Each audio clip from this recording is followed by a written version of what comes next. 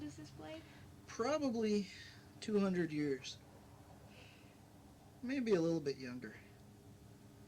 But, you know, the style is fairly common for the 1800s. It could have been that that the blade is a little bit older. It's been well used. There's a groove here.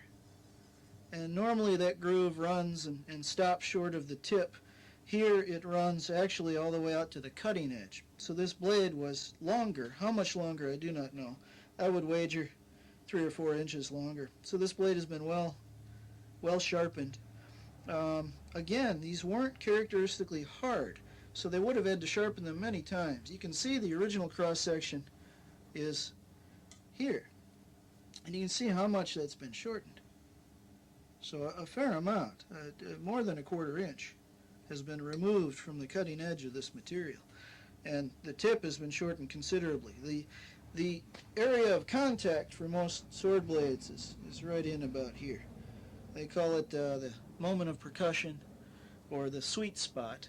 It means you get the most work done right here. You most momentum. You can still do a draw cut. It'll do one heck of a job on a human being if you hit him with this last 6 inches of sword.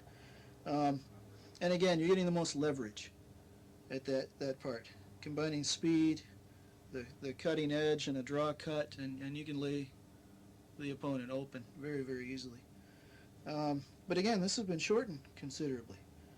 So if the edge was hardened, the only place we're going to be able to maybe see something is way down here, or again back to the area that I couldn't cut with the other blade. I can't get this blade in there to check hardness on that. We'll work something out.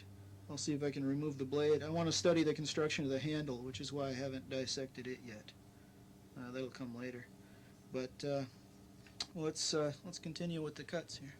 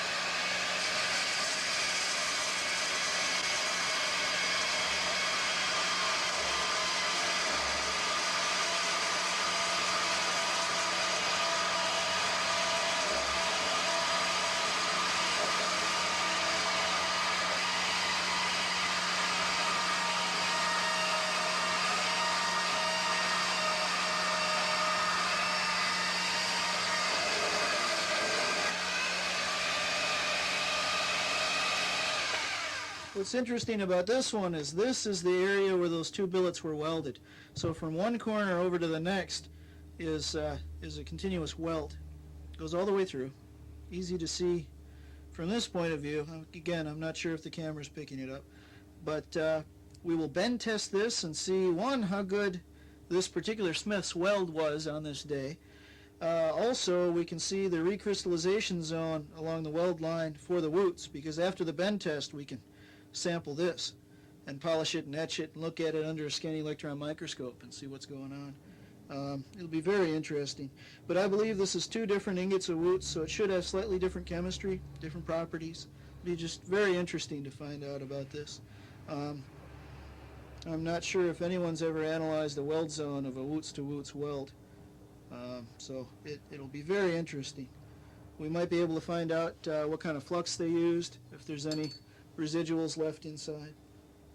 I'm going to do a series of smaller cuts for the scanning electron microscope, because you need a small sample to fit inside the machine, some wet tests and carbon levels and such. So I've got 4 more cuts to make here. And that is about it. So we have here what was once someone's pride and joy.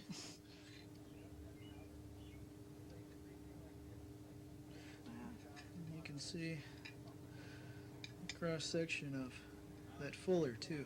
It was most likely scraped in. But it'll be very interesting to see what he comes up with this. Very interesting. Neat. Okay. Well, there it is.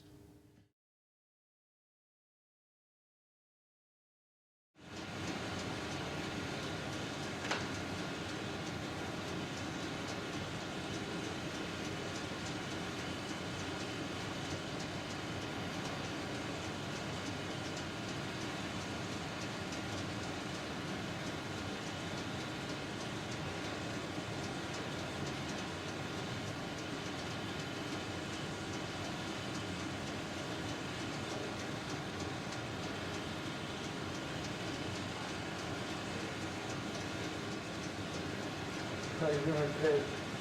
Good word.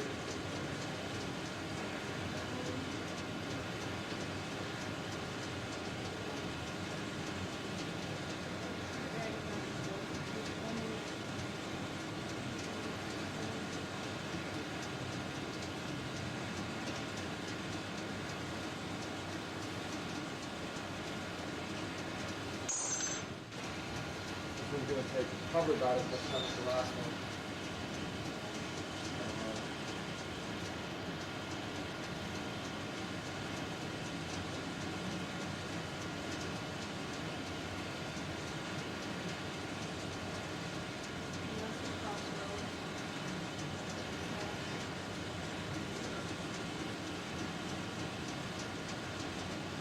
Got it though.